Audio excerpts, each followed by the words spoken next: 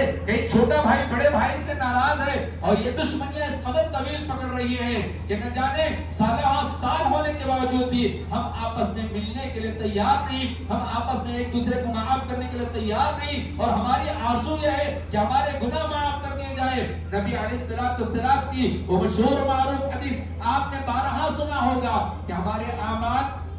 نبی صلی اللہ علیہ وسلم نے کیا فرمایا, میری امت کے نام اعمال ہر پیر کی شام اور ہر جمعرات کو جو ہے اللہ تبارک و تعالیٰ کے ہاں پہنچ جاتے ہیں, اللہ تبارک و تعالیٰ کے پاس پہنچتے ہیں. اللہ تبارک و تعالیٰ تمام کے اعمال کو قبول فرماتے ہیں سوائے ان دو بندوں کے, سوائے ان دو بندیوں کے جو آپس میں تعلقات ختم کیے ہوئے ہیں, جو آپس میں بات چیت نہیں کرتے ہیں, جو آپس میں تعلقات کو توڑ کر رکھے ہیں. ایسے لوگوں کے اعمال اللہ تبارک و تعالیٰ معلق رکھ دیتے ہیں, قبول نہیں کرتے ہیں. تو پھر یہ ہماری نمازیں, یہ ہمارے سجدے, یہ ہمارے قیام اللیل کا اہتمام, یہ ہماری دعائیں, یہ ہمارے ذکر و اذکار, یہ ہمارے صدقات و خیرات, یہ ہمارے حج اور عمرے, یہ ہمارے قربانیاں, جتنی نیکیاں ہم نے کمایا ہے ان تمام نیکیوں کا کیا فائدہ ہے جب اگر قبول ہی نہ ہو. اس وقت تک اللہ تبارک و تعالیٰ ان نیکیوں کو جو ہے معلق رکھ دیتے ہیں جب تک کہ ہم آپس میں نہ ملتے ہیں, جب تک کہ ہم آپس میں نہ ملتے ہیں. جائزہ لیجئے,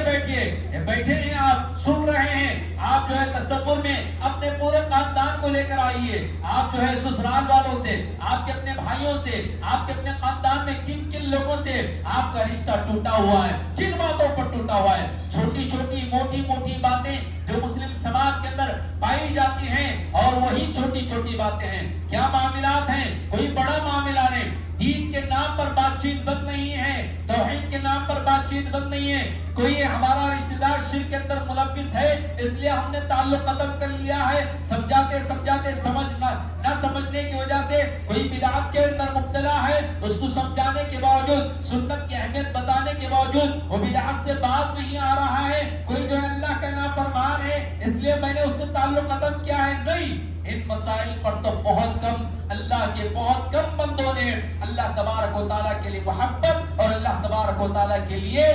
دشمنی مول لی ہوگی. لیکن ہماری جو دشمنیاں ہیں, من جملہ ہماری جو دشمنیاں ہیں, وہ دشمنیاں دنیا کو لے کر ہے. کہیں جائیداد کا مسئلہ ہے, کہیں دعوت کا مسئلہ ہے, کہیں رشتوں کا مسئلہ ہے. چھوٹی چھوٹی باتیں, کوئی 1 گز زمین کے لیے, کوئی 100 گز زمین کے لیے, کوئی 50 گز زمین کے لیے, کوئی 1000 کے لیے, کوئی 50,000 کے لیے, کوئی صرف اس لیے لڑ رہا ہے, بہن اس لیے ناراض ہے کہ بھائی بیٹے کی شادی کیا اور بھائی جو ہے دعوت دینے کے لیے خود نہیں پہنچا, دعوت دینے کے لیے خود نہیں پہنچا. میری مائیں یہاں بیٹھی ہوئی ہیں, میری بہنیں یہاں بیٹھی ہوئی ہیں, ان کا نظریہ, ان کا ذہن یہی ہوتا ہے کہ بھائی نے آ کر ہمیں دعوت نہیں دی اس لیے اب ہم شادی میں نہیں جائیں گے, اس لیے ہم شادی میں نہیں جائیں گے, اس لیے اس نے ہماری عزت نہیں کی تو اب ہم اس کی صورت نہیں دیکھیں گے.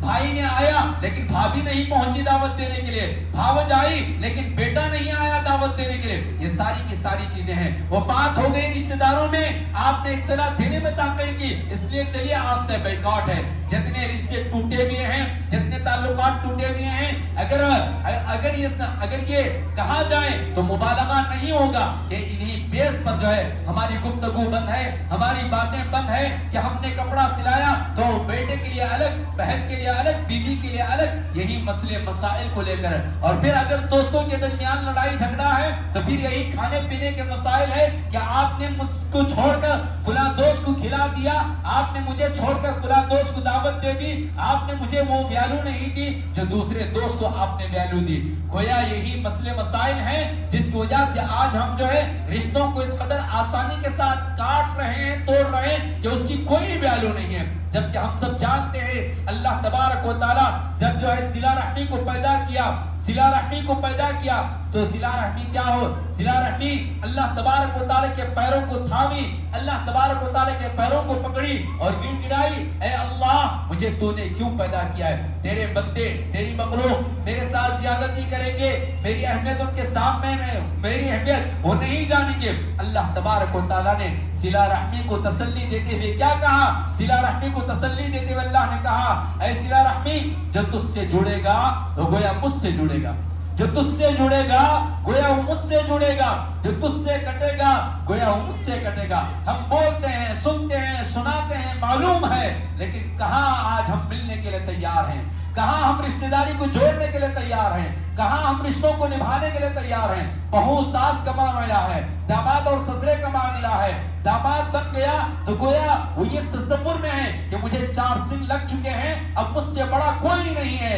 اس قدر ایکشن اور اس قدر ایکٹنگ کرتا ہے کہ سسرال والے اس کے غلام ہیں, سسرال والوں کی کوئی حیثیت نہیں ہے. ساس بن گئی تو گویا یہ سمجھتے ہیں کہ اب میں پوری دنیا کی رانیوں ہوں, مہارانیوں ہوں, جو چاہے کر سکتی ہوں اپنی بہو کے ساتھ. میرے بھائیوں, یہ تلخ حقیقت ہے کہ آج مسلمانوں کے گھروں کے اندر یہ ساس بہو کا جھگڑا, یہ داماد اور سسرے کا جھگڑا اس قدر طویل پکڑا گیا ہے کہ آپ نے سنا ہوگا, آپ نے دیکھا ہوگا کہ آج ہمارے غیر مسلم وہ تحریکیں جو ہماری بہن بیٹیوں کی عزت و آبرو کے ساتھ کھلواڑ کرنا چاہتے ہیں, انہیں ایمان سے مرتد کرنا چاہتے ہیں. انہوں نے کیا کہا کہ جو مسلمان لڑکی غیر مسلم سے شادی کرے گی اس کے لیے فلاں آفر ہے. اس میں سے ایک آفر انہوں نے بتایا کہ ساس بہو کا جھگڑا ختم ہو جائے گا, ساس بہو کا جھگڑا ختم ہو جائے گا. دیکھیے کیسا ذہن بن گیا ہے کہ گویا مسلمانوں کے گھروں میں ساس بہو کا جھگڑا اس قدر ہے کہ اگر تم وہاں سے بچنا چاہتی ہو تو آؤ ہمارے گھروں میں, آؤ ہمارے نوجوان لڑکیوں کے, ہمارے نوجوانوں سے شادی کرو تو ساس بہو کا مسئلہ ختم ہو جائے گا. کیا اس تصور کو غلط ثابت نہیں کر سکتے ہیں کہ نبی علیہ السلام کے اخلاق ہمیں اس بات کی تعلیم نہیں دیتے ہیں کہ نبی علیہ السلام نے ایک نہیں 11 بیویاں آپ صلی اللہ علیہ وسلم کی رہی, 9 بیویاں آپ صلی اللہ علیہ وسلم کی رہی. کیا آپ صلی اللہ علیہ وسلم کے سسرے نہیں تھے؟ کیا آپ صلی اللہ علیہ وسلم کی ساس نہیں تھی؟ کیا آپ صلی اللہ علیہ وسلم ان رشتوں کو نہیں نبھایا؟ کیا آپ صلی اللہ علیہ وسلم داماد نہیں بنے؟ کیا آپ صلی اللہ علیہ وسلم 4 بیٹیوں کے سسر نہیں بنے؟ کیا آپ صلی اللہ علیہ وسلم سسرے بن کر, داماد بن کر, بیٹا بن کر, بھائی بن کر, بہترین شوہر بن کر آپ صلی اللہ علیہ وسلم نے ہم سب کے لیے نمونہ چھوڑا کہ دیکھو تم ایک بہترین نمازی بھی ہو تو ایک بہترین مسلم, ایک بہترین شوہر بھی بنو, ایک بہترین شوہر ہو تو بہترین باپ بنو, بہترین باپ ہو تو بہترین بیٹا بنو, بہترین بیٹا ہو تو بہترین بھائی بنو, بہترین بھائی ہے تو بہترین داماد بنو اور بہترین سسرا بنو. اور پھر وہیں پر مائیں اور بہنوں کو بھی تعلیم دی گئی ہے کہ وہ جو ہے حضرت عائشہ صدیقہ رضی اللہ تعالی عنہا جیسی بیوی بنے, حضرت خدیجہ رضی اللہ تعالی عنہا جیسی بیوی بنے,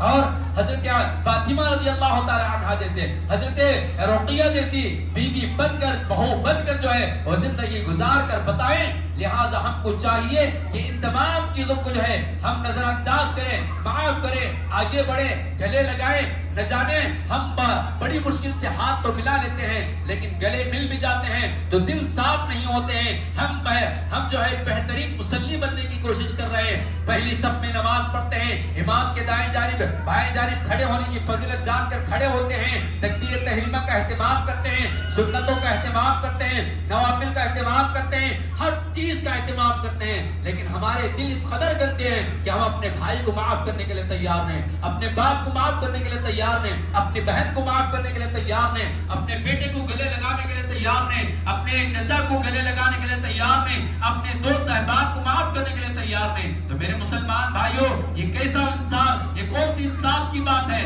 کہ اللہ ہمیں معاف کرے اور ہم لوگوں کو معاف نہ کرے. اللہ سے ہم معافی مانگے, سارے کے سارے گناہوں کی بخشش ہم تو کروا لیں. اللہم انکا عفو تحب العفو فاعف عنی کے ذریعے تمام گناہوں کی بخشش کی امید رکھیں. لیکن بازو ہمارا جو پڑوسی ہم سے ناراض ہے, بازو کا جو مصلی ہم سے ناراض ہے, ہمارے چچا جو ہم سے ناراض ہے, ہماری بہن جو ہم سے ناراض ہے, ہم اسے معاف نہ کریں. میرے بھائیوں, دل سمندر سے زیادہ بڑا ہونا چاہیے, دل سمندر سے زیادہ بڑا ہونا چاہیے. آپ مال کو لٹائیں نہ لٹائیں الگ بات ہے, آپ پیسے جو ہے دوسروں پر خرچ کریں نہ کریں الگ بات ہے, لیکن آپ کا دل اس قدر بڑا ہونا چاہیے کہ آپ جو ہے سب کو سنبھالے, آپ جو ہے سب کو معاف کر دے, آپ جو ہے سب کو اپنا سمجھے. آپ کی زبان, آپ کے اخلاق, آپ کا کردار ایسا ہو کہ آپ کی گرویدہ ہو جائے اور آپ کا معاملہ عفو اور درگزر کا رہے گا, تبھی آپ کی زبان بھی اچھی رہے گی, آپ کے ساتھ لوگ مل بیٹھنے کے لیے تیار ہوں گے.